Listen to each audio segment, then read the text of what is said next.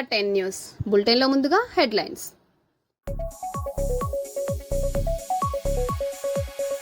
ఆర్టీసీలో మ్రోగిన సమ్మె సైరన్తో ఆర్టీసీ బస్సులు డిపోకే పరిమితమయ్యాయి.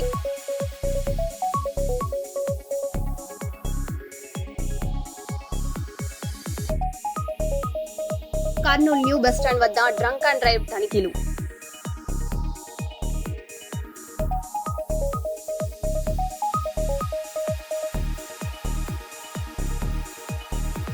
హైదరాబాద్ ట్రాఫిక్ పోలీసులకు కూల్ మిస్ట్ ఫ్యాన్.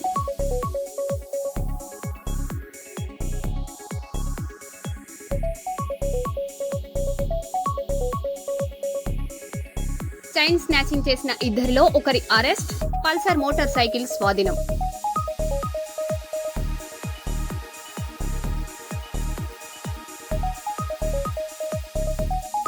రాష్ట్ర వ్యాప్తంగా ఆర్టీసీ సమ్మె ప్రారంభం.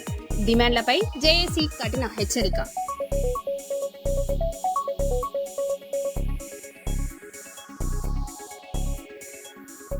ఇక వివరాల్లోకి వెళ్తే, దళితులకు కేటాయించిన నిధులను వారి అభివృద్ధికే ఖర్చు చేయాలని దళిత హక్కుల పోరాట సమితి రాష్ట్ర కార్యదర్శి అనిల్ డిమాండ్ చేశారు. వరంగల్లో జరిగిన సమావేశంలో మాట్లాడుతూ ప్రైవేట్ రంగంలోనూ రిజర్వేషన్లను కల్పించాలని కోరారు. దళితులపై దాడులను అరికట్టేందుకు ప్రభుత్వం కఠిన చర్యలు తీసుకోవాలని అన్నారు. ఒక నిమిషం.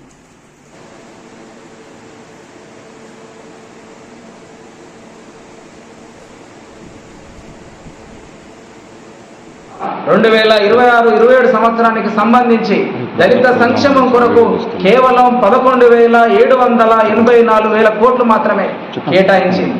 తెలంగాణ రాష్ట్రంలో మొన్ననే ప్రభుత్వం ప్రకటించినటువంటి కులాల వారీగా జనాభా నిష్పత్తి లెక్కల ప్రకారం తెలంగాణ రాష్ట్రంలో దళితులు 62 లక్షల పైచులకు దళితులు ఉన్నారు.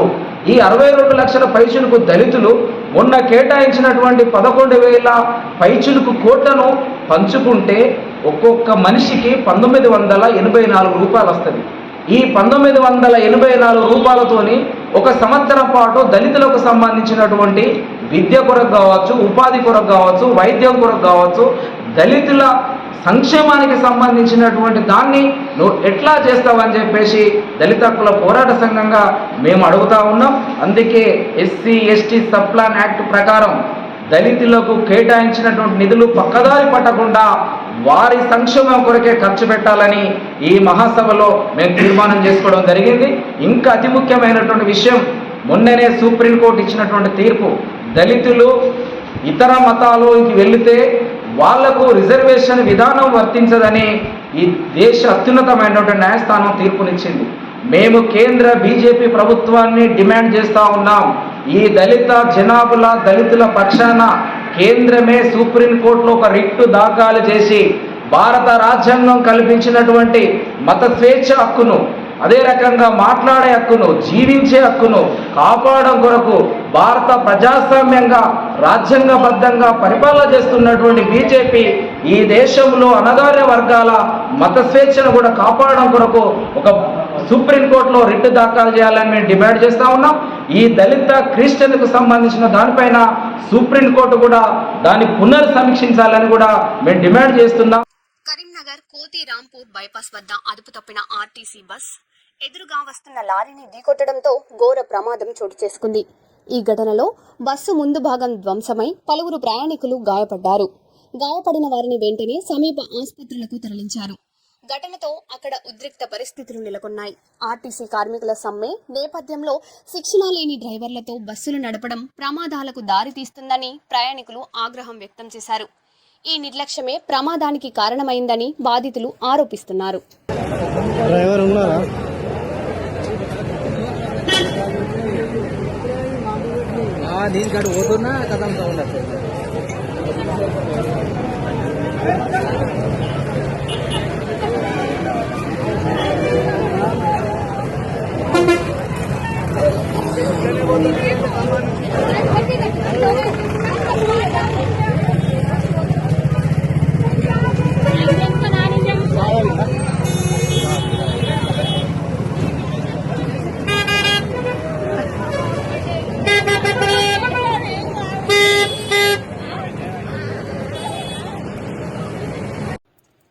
భీమారం ఘటనను కులాల గొడవగా చిత్రీకరించడం పూర్తిగా తప్పుదారి పట్టించే ప్రయత్నం. ఇది కుల ఘర్షణ కాదు, దాడి ఘటన.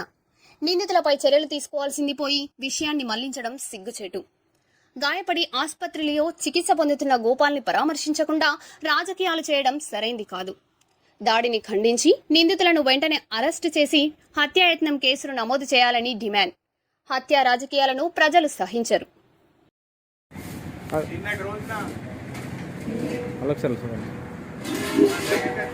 జై తెలంగాణ, జై తెలంగాణ, జై తెలంగాణ, జై తెలంగాణ. కేసీఆర్ గారి నాయకత్వం వర్ధిల్లాలి, కేసీఆర్ గారి నాయకత్వం వర్ధిల్లాలి. జోహార్ తెలంగాణ మన వీరులకు, జోహార్ జోహార్ తెలంగాణ మన వీరులకు, జోహార్ జోహార్. జై తెలంగాణ, జై తెలంగాణ. నిన్నటి రోజున భీమారం మండల కేంద్రంలో మా ప్రియతమ నాయకుడు బీఆర్ఎస్ పార్టీ జిల్లా అధ్యక్షులు చెన్నూరు మాజీ శాసనసభ్యులు, మాజీ ప్రభుత్వ విప్, మాజీ ఎంపీ గారి పైన, బాలకృష్ణ గారి పైన కొంతమంది కాంగ్రెస్ నాయకులు, అమ్ముడు పోయే నాయకులు అనుచిత వ్యాఖ్యలు చేయడం జరిగింది. వాళ్ళు నిజంగా కూడా నిజమైన కాంగ్రెస్ కార్యకర్తలు గిట్ట ప్రెస్ మీట్ పెడితే మనకు బాధ అని చెప్పవు.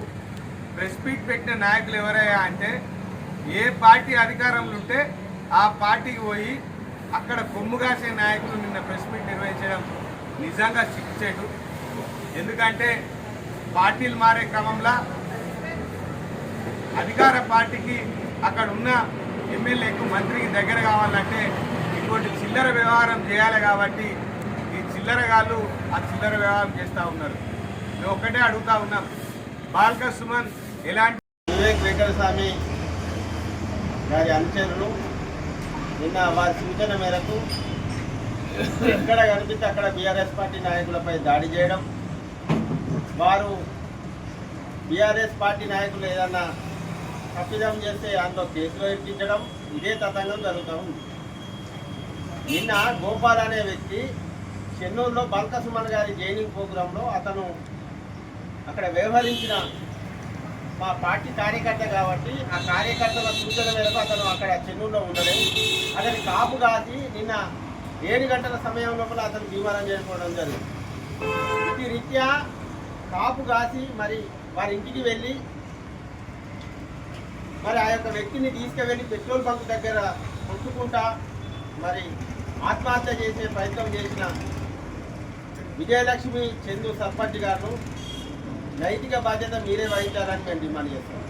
ఎందుకు ఈ హత్యా రాజకీయాలు ఇదేమన్నా రాయలసీమనా? నువ్వేమన్నా సీఎం అవుతావా, మంత్రి అవుతావా? గోపాల్ని హత్య చేస్తే మంత్రి గిట్ట అవుతావా? ఎందుకండి ఈ ఒక్క సంవత్సరమే, ఇంకొక 4 సంవత్సరాలే ఉంటాయి. మీరు మంచి పేరు తెచ్చుకోవాలి, మంచిగా అభివృద్ధి చేయండి. మంచిగా బాగా పైసలు పెట్టినా నేను అక్రమంగా ఎంతైనా సంపాదించుకోవచ్చు. మీరు ఎందుకు అక్రమాలు చేస్తున్నారు? మీరు 23 లక్షల రూపాయలు భీమారము నుండి అక్రమంగా తీసుకున్నా అతను కలెక్టర్ గారికి కంప్లైంట్ చేస్తుంది. కంప్లైంట్ చేసి దాడి చేసి చంపేస్తావా? ఎన్ని గుండెలు నీకు? భారత రాష్ట్ర సమితి కార్యకర్తపై చేయి వేయడం ఎన్ని గుండెలని మేము డిమాండ్ చేస్తూ ఉన్నాం.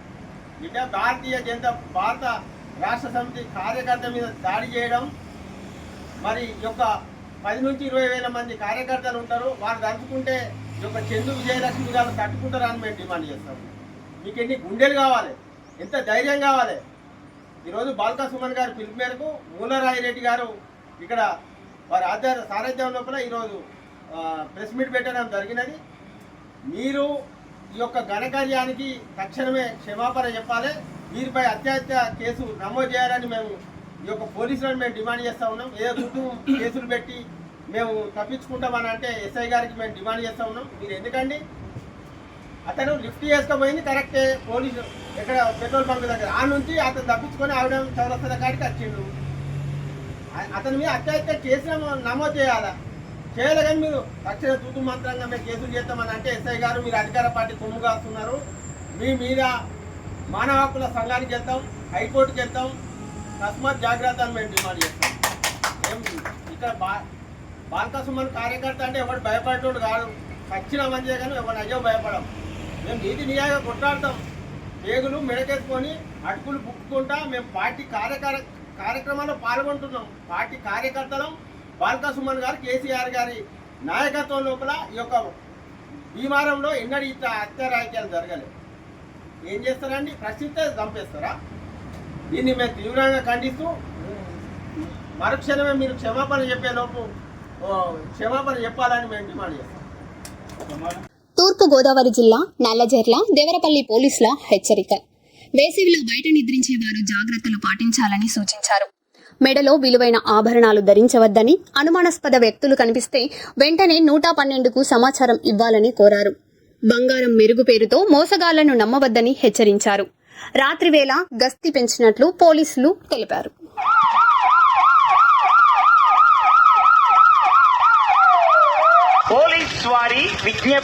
పోలీస్ వారి విజ్ఞప్తి నల్లజర్ల మండల పరిధిలోని గ్రామాల ప్రజలకు పోలీస్ వారి విజ్ఞప్తి.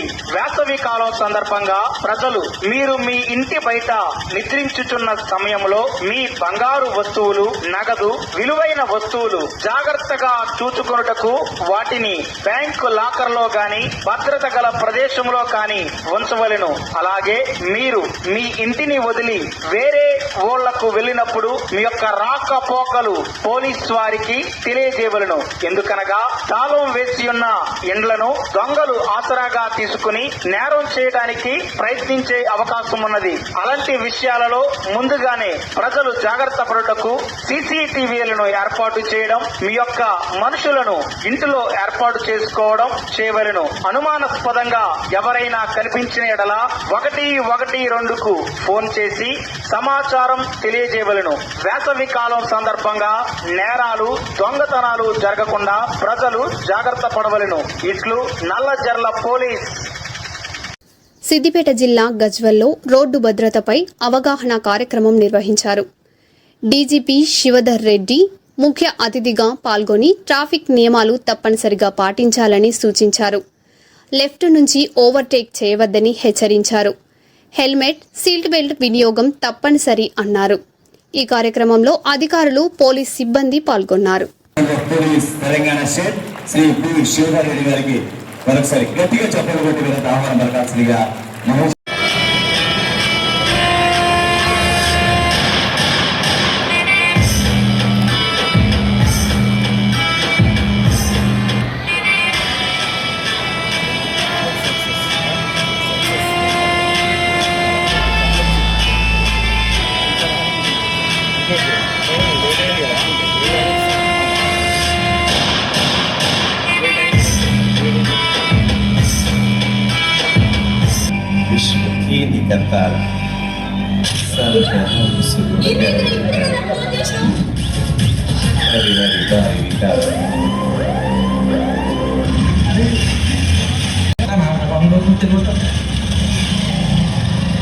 నేను ఇప్పుడే బస్ దీన పెట్టా, వచ్చి నన్ను పికప్ చేసుకో.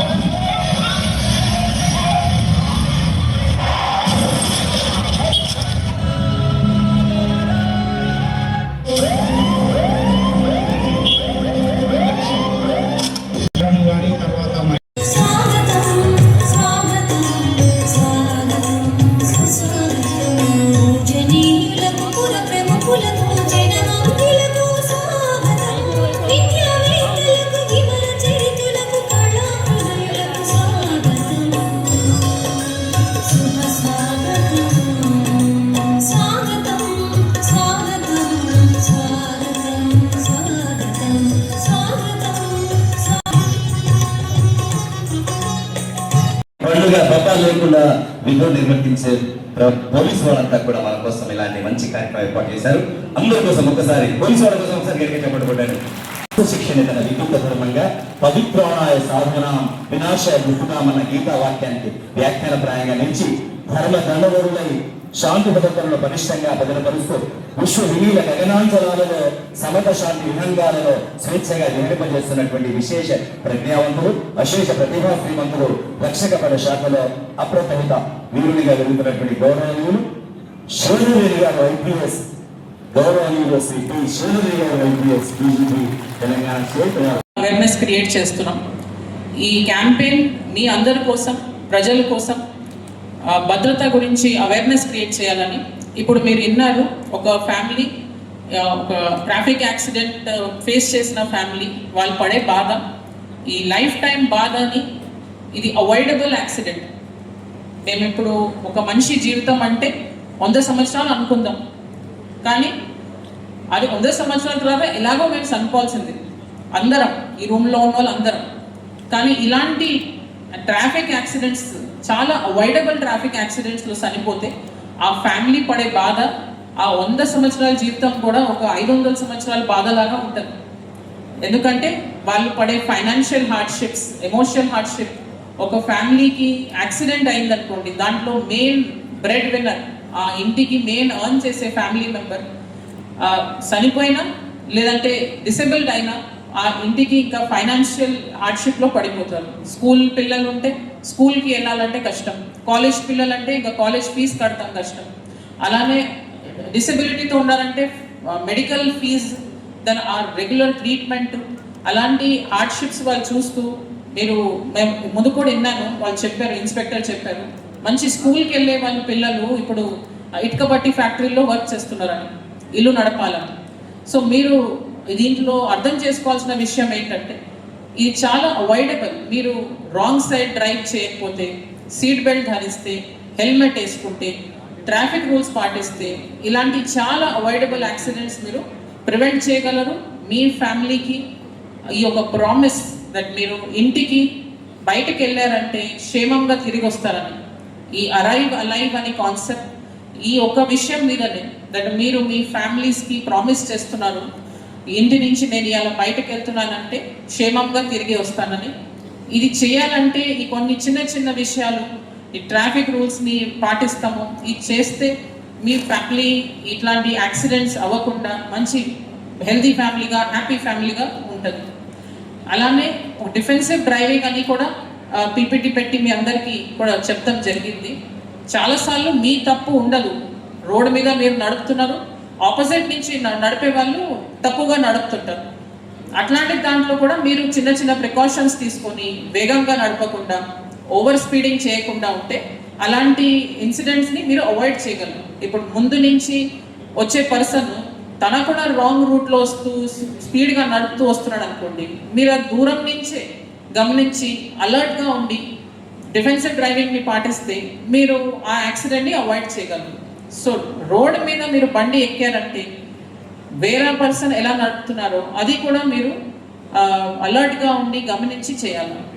లాస్ట్లో ఆల్కహాల్ తాగి నడుపుతున్నారండి చాలామంది. ఇవాళ మేము పిలిపించింది డ్రైవర్స్ని, ఎందుకంటే మీలో ఈ అవేర్నెస్ చేయాలని. మీరు ఆల్కహాల్ మందు తాగి బండి నడిపారనుకోండి, అది ఒక యాక్సిడెంట్ అయితే అదొక మర్డర్ లాగానే. ఎందుకంటే మీకు తెలుసు, మీరు మందు తాగి బండి నడిపితే మీరు నార్మల్గా నడిపే దానికి అలర్ట్నెస్ ఉండదు, ఆ మత్తులో ఏం జరుగుతుందో కూడా మీకు తెలియదు. రీసెంట్గా ఒక 1 వీక్ బ్యాకే చెరియాల్ పోలీస్ స్టేషన్లో ఒక లారీ డ్రైవర్ మందు తాగి 200 వచ్చిందండి, దాన్ని ఆల్కహాల్ లెవెల్ 200. ఒక టీవీఎస్ స్కూటీని గుద్దేసి ఒక 17-year-old అమ్మాయి చనిపోయింది. ఆ అమ్మాయి తన లోకల్ తాతతో స్కూల్ కోసం అని బుక్స్ కొనుక్కోవడానికి వెళ్తుంది మార్నింగ్ 8 o'clockకి. ఎంగాల నుంచి వచ్చి ఈ లారీ డ్రైవర్ గుద్దేశాడు. మంచి యంగ్ లైఫ్, ఎంతో ఆశలతో వాళ్ళ పేరెంట్స్ ఫ్యూచర్లో కాలేజ్కి వెళ్ళి అమ్మాయి ఏదో వాళ్ళ న్యూ హైట్స్కి వెళ్తుంది అనుకుంటే అన్నెసరీ ఇది ఒకటి ఎంత పెద్ద తప్పు చేసి ఆయన ఇది అమ్మాయి జీవితం కోల్పోయింది. సో ఇలాంటి ఇన్సిడెంట్స్ మేము రోజు చూస్తుంటాం. అందుకే ఈ క్యాంపెయిన్తో మీ అందరికీ అవేర్నెస్ చేయాలని టెన్షన్తో పెట్టిన ప్రోగ్రామ్ ఇది. ఐ హోప్ మీరందరూ ఇవాళ ఇక్కడి నుంచి వెళ్ళిన తర్వాత ఈ మేము చెప్పిన విషయాల్ని మీరు కూడా పాటిస్తారని, అలానే మీ ఫ్యామిలీ మెంబర్స్కి, మీ రిలేటివ్స్కి, మీ చుట్టుపక్కలకి అందరికీ మెసేజ్ స్ప్రెడ్ చేసి ఈ క్యాంపెయిన్ని సక్సెస్ఫుల్ చేస్తారని ఆశిస్తున్నాను. Thank you. ఇచ్చేటువంటి మన ముఖ్య అతిథి గౌరవనీయులు శ్రీ పి. శివరేంద్రరెడ్డి టీడీజీపీ గారికి నమస్కారం.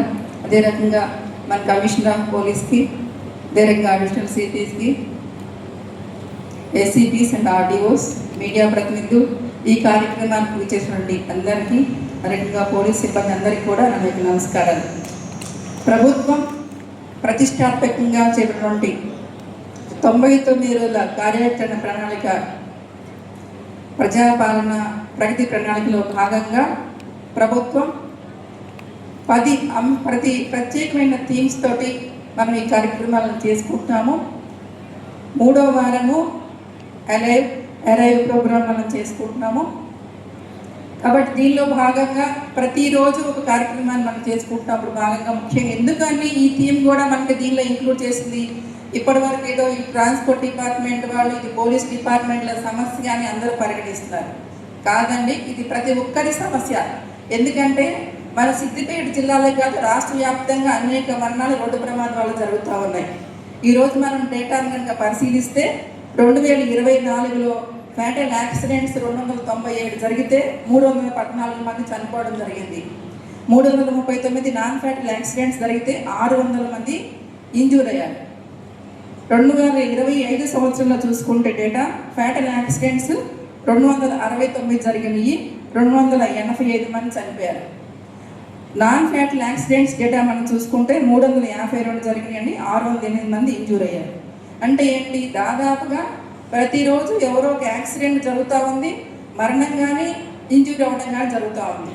అంటే దీనిలో ఎక్కడ లోపం ఉంది అంటే ప్రజల్లో అవగాహన లోపం అన్నమాట. అందుకని మీ అందరికీ అవగాహన కల్పించడం కోసం ప్రభుత్వం ముఖ్యంగా మన డీజీపీ గారి చొరవతోటి ఈ 1 వీక్ థీమ్ని ఏర్పాటు చేయడం జరిగింది. కాబట్టి మీరందరూ కూడా ఈ ట్రాఫిక్ నియమాలను తెలుసుకోవటము, అదే రకంగా సేఫ్ డ్రైవింగ్ మెథడ్స్ తెలుసుకోవటము, హెల్మెట్ ధరించడము, రోడ్డు భద్రతా నియమావళిని తెలుసుకోవటము, అదే రకంగా తాగి డ్రైవింగ్ చేయకపోవటము, మైనర్స్కి డ్రైవింగ్ చేయడానికి మీరు అవకాశం కల్పించకుండా తల్లిదండ్రులు జాగ్రత్తలు వహించడము, అదే రకంగా ఓవర్లోడింగ్ ఉన్న వెహికల్స్ చేయకుంటాము, ట్రిపుల్ రైడింగ్ చేయకుంటాము, లేదా ట్రిపుల్ కానీ ఇంకా మహా అయితే 4-5 కూడా ఎక్కుతారు కొన్నిసార్లు. కాబట్టి ఏంటంటే అవగాహన లోపంతో ఇవన్నీ జరుగుతూ ఉన్నాయి. కాబట్టి ముఖ్యంగా మీరు అందరూ కూడా అవగాహన కలిగించుకోవాల్సింది ఏంటంటే ప్రాణం చాలా విలువైనది. కేవలం మానవ తప్పిదాల వల్ల ఈ యాక్సిడెంట్ జరుగుతున్నాయి. మనము సేఫ్గా ఉన్నా మన ముందు వాళ్ళు, మన వెనక వాళ్ళు, డ్రైవింగ్ చేసేవాళ్ళు, పక్కన వాళ్ళు, అందరి వైపుల వాళ్ళు కూడా మనం చూసుకుంటూ డ్రైవింగ్ చేయాలి. కాబట్టి తప్పకుండా మీరందరూ కూడా ఈ భద్రతా నియమావళిని తెలుసుకొని మీరందరూ కూడా మంచిగా డ్రైవింగ్ చేయాలని, మీరే కాకుండా మీ పక్కన వాళ్ళందరూ కూడా సేఫ్గా ఇంటికి వెళ్ళేటట్టుగా మీరందరూ తప్పకుండా అవగాహన కలిగించుకోవాలనుకోవడం జరుగుతుంది.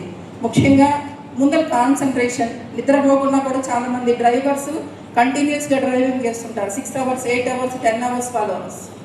దీనివల్ల ఏమవుతుందంటే వాళ్ళు ప్రాణాలకి గురవడమే కాకుండా ఎంతోమంది వేరే వాళ్ళకి కూడా యాక్సిడెంట్ చేయడం వల్ల ప్రాణాలకు గురవుతున్నారు. ఇంతమంది ప్రాణం పోతే ఎవరికైనా పోతే ఏమవుతుందంటే ఆ ఫ్యామిలీ ఫాదర్ కానీ చిల్డ్రన్ కానీ వాళ్ళని కనుక కోల్పోయినప్పుడు ఆ యొక్క లోపాన్ని ఎవరూ సవరించలేరు. ఎందుకంటే ఒక ఫ్యామిలీ హెడ్ కనుక చనిపోతే ఆ ఫ్యామిలీలో ఎవరు వాళ్ళ యొక్క ప్లేస్ని భర్తీ చేయలేరు. తండ్రి ప్లేస్ని ఎవరు భర్తీ చేయలేరు, మదర్ ప్లేస్ని ఎవరు భర్తీ చేయలేరు.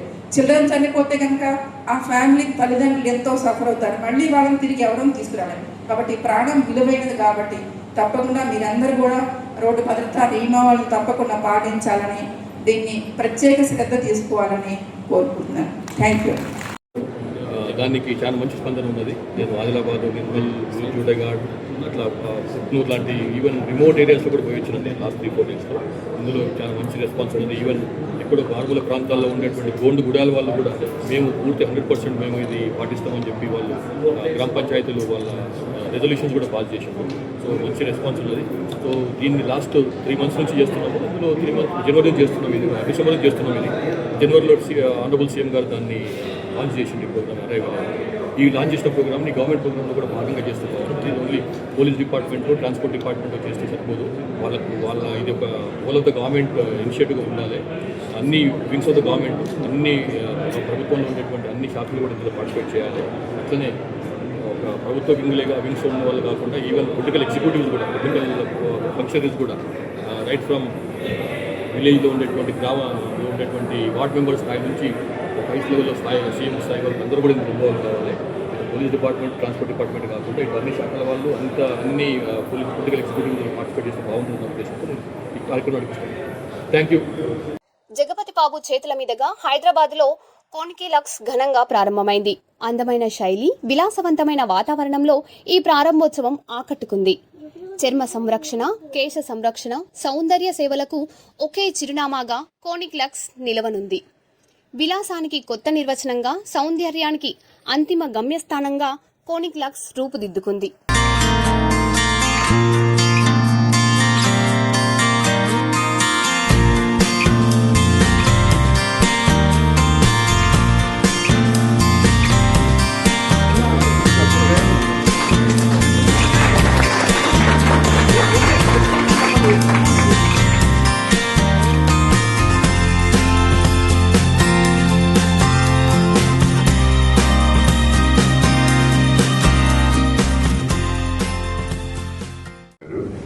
So he comes from a very reputed firm, and అందరూ celebrities తన దగ్గర ఉన్నారు. He's the best in Hyderabad.